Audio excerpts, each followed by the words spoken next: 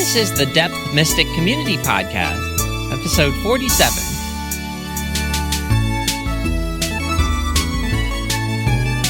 And this week, once again, we're diving into the nothingness, the ambiguity, the not knowing what we're doing.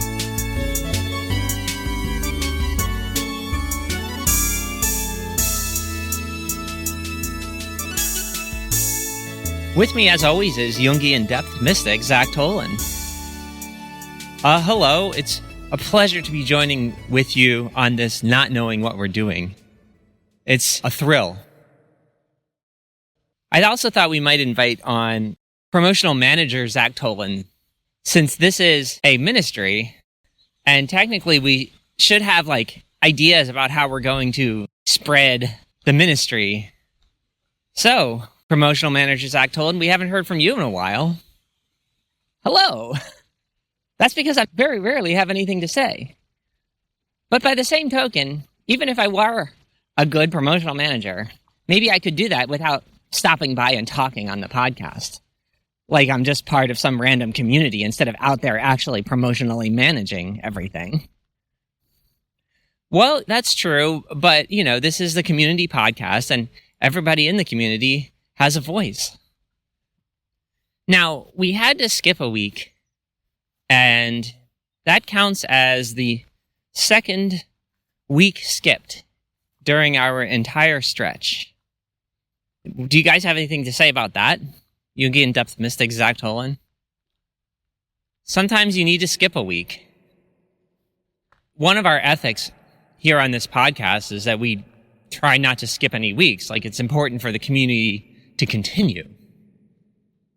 But last week, we were mourning the loss of a dear friend. Our friend was very close, and there was a lot of stuff going on. We just didn't have the focus and the energy. But we're sort of back on track.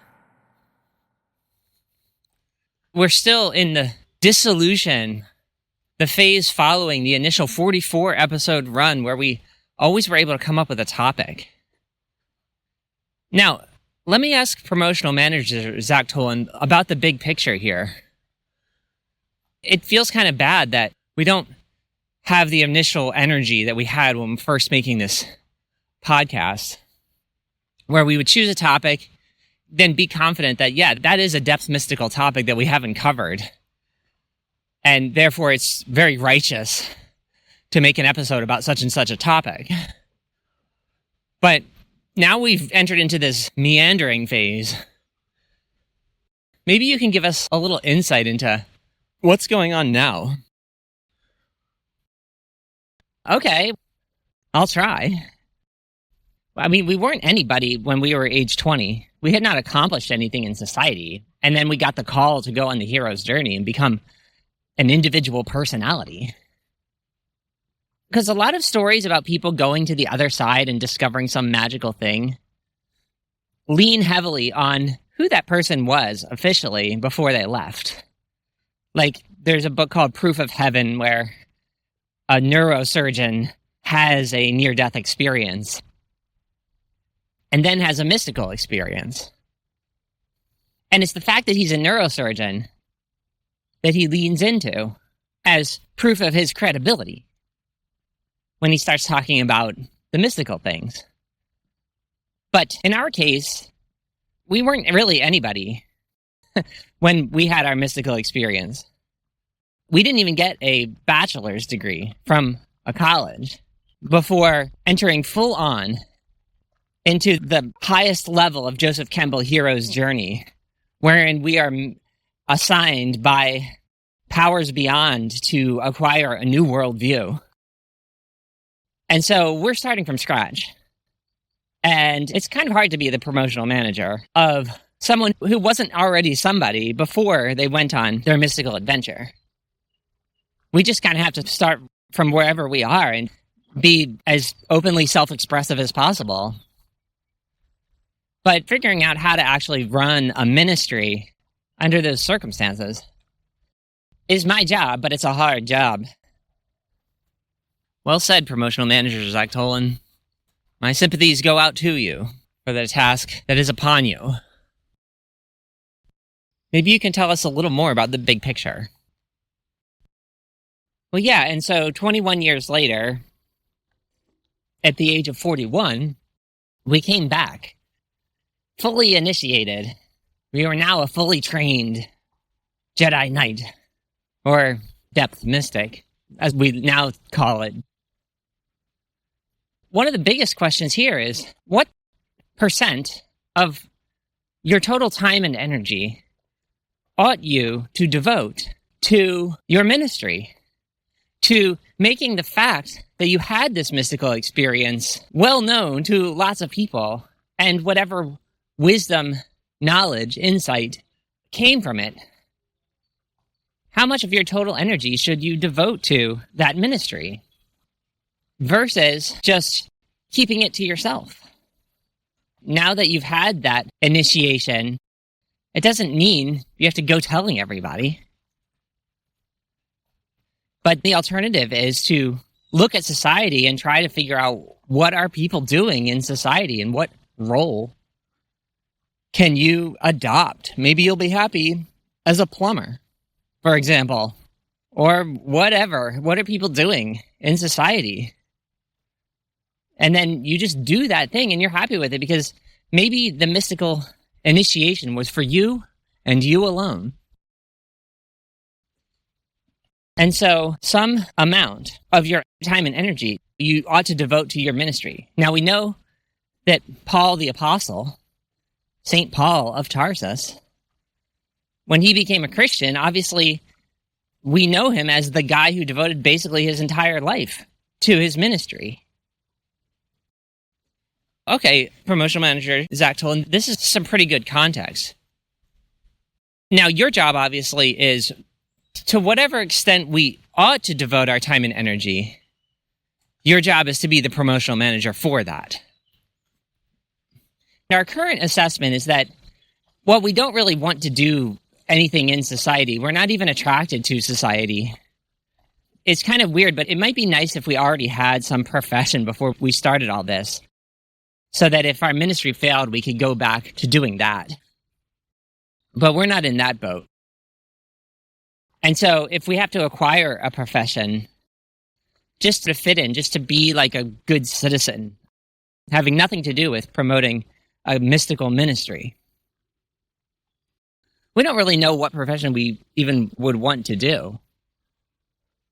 Let's ask the Depth Mystic. Depth Mystic Zach Tollen, what do you make of this?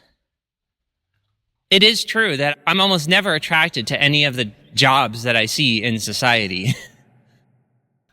I think the reason is because I don't feel like a human connection with most of the people in society. I'm sort of different in my basic way of looking at the world. And so even if I had a job helping most people, I wouldn't be happy doing it, because I wouldn't feel like I'm helping somebody who's of a similar mindset to myself. I just don't feel very strongly connected to most people. So even if I earned great rewards for whatever service I was doing for people, I still might not even like the people for whom I'm doing it. So in a lot of ways, I'm not really attracted to participating in the world. Well, that's quite the admission, Jungian Depth Mystic Zach Tollen. But I guess we do need some kind of answer as to why you don't want to do a normal job and why you've decided to focus so much of your energy on this ministry. Yeah, I don't know how other people go about feeling connected to their fellow men and women, etc. I guess I felt a little bit connected because I wanted to make a video game. I thought, well, I think the people who are making these video games are probably kind of like me. So if there's any group of people that I feel somewhat naturally connected to, it's other people who are attracted to old school video games. But, it's precisely because we transferred some of our energy onto making the video game, that we're now in this mode of podcasting where we no longer even choose a topic anymore. Right. And further, it's because the making of the video game is so isolating that it can't be true that that's the only other thing we're supposed to do besides making the podcast. We need a more public form of ministry than to retreat into basically a cave and develop a video game all by ourselves. Like, that can't be how this is supposed to go. So, Promotional Manager Zach Tollen, what's your strategy for coming up with something else that we're supposed to do? So we have this podcast, and I think it's okay if we keep it, but it's also currently not good enough to stand in as the kind of public-facing ministry that we want. So I'm exploring starting up a Substack, which, for people who don't know, Substack is the current place where more or less serious writers go to sort of make a name for themselves and connect with other people who like to read words, mostly. And that could be something we're probably going to start soon. But of course, we're starting it with like this sort of ironic attitude of being reluctant to start it. Wait, what do you mean? Tell me more. There's a huge part of this process that makes us think, well, if God wanted this ministry to succeed, he would make it easier. He would do things that would have more people sort of flocking to our banner, as it were. And insofar as he doesn't do things that make people flock to our banner, we feel like kind of embarrassed, like we have to do God's work. We have to put on a show. We have to put on a kind of performance to do the things that will make people flock to our banner instead. And when performing that type of show, it's a very ironic feeling, because if we really did have a true mystic vision, and it really was a kind of wisdom that must be disseminated amongst the people, if it had the urgency of Paul's vision on the road to Damascus, or any other mystic or prophet or creative person throughout the ages, then we'd like to be possessed by the energy to create the thing, to communicate the thing. We'd like to be totally gripped by that energy. But when we think of going onto the internet and trying to compete with all the other people who are going onto the internet and trying to make a name for themselves, trying to capture people's attention, when we think of that process generally, it doesn't resonate with the God commanded me to do this feeling that we sort of would prefer we had. So when I'm going on to a place like Substack and I'm going to set up an account to try to promote this ministry, because as I said, a certain percentage of our energy really should be devoted to this ministry, since we don't have anything else we want to do with our lives. There's nothing else in society that we look at and feel passionate about devoting our energy to that thing. So it's okay for us to be doing this ministry. But the way we have to do it is to enter into the marketplace as just another person trying to get attention, basically. And I don't even know if our message is for everybody. I guess the big deficiency here is a genuine sense of that suffering population whose suffering would be alleviated by our work. It's just so hard to meet people who are recognizably the counterpart to what we're doing. The people whose lives are fine, except that they haven't encountered this ministry, which will give them that much more sense of meaning and power and identity.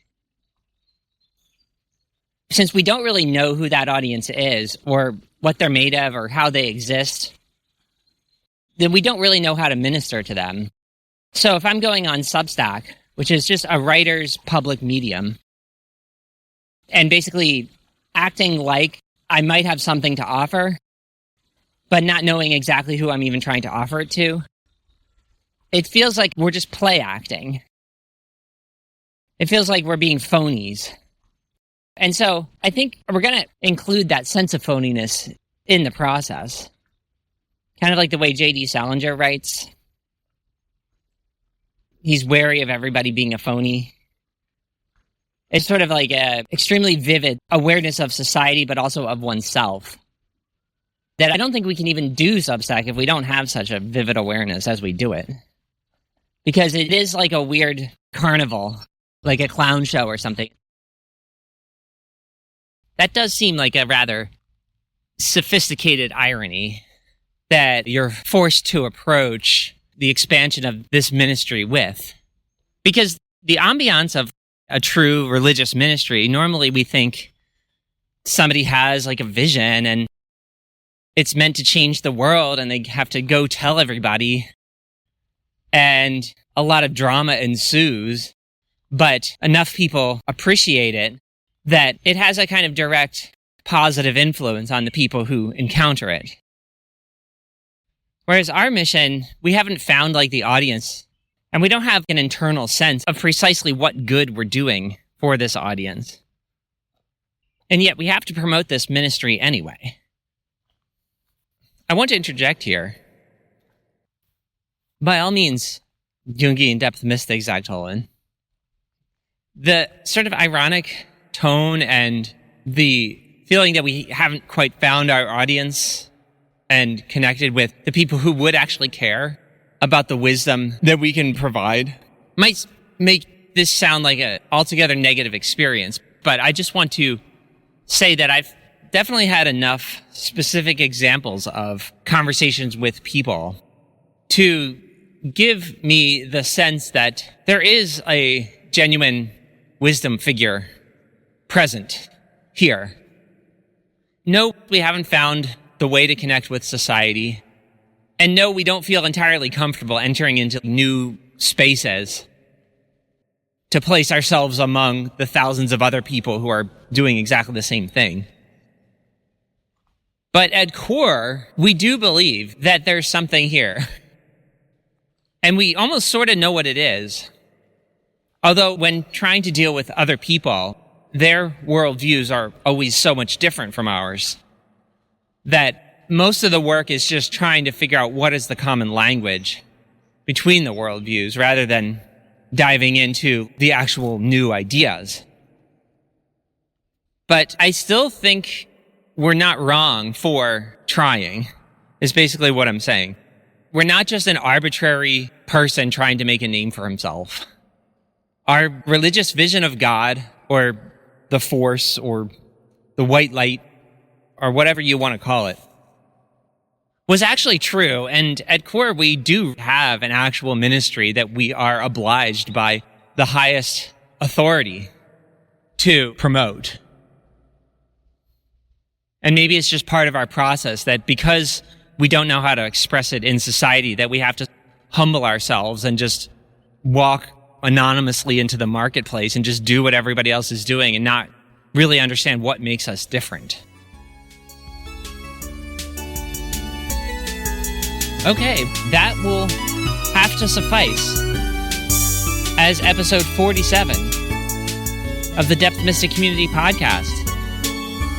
Join us next week when we continue to explore our ministry. Bye-bye.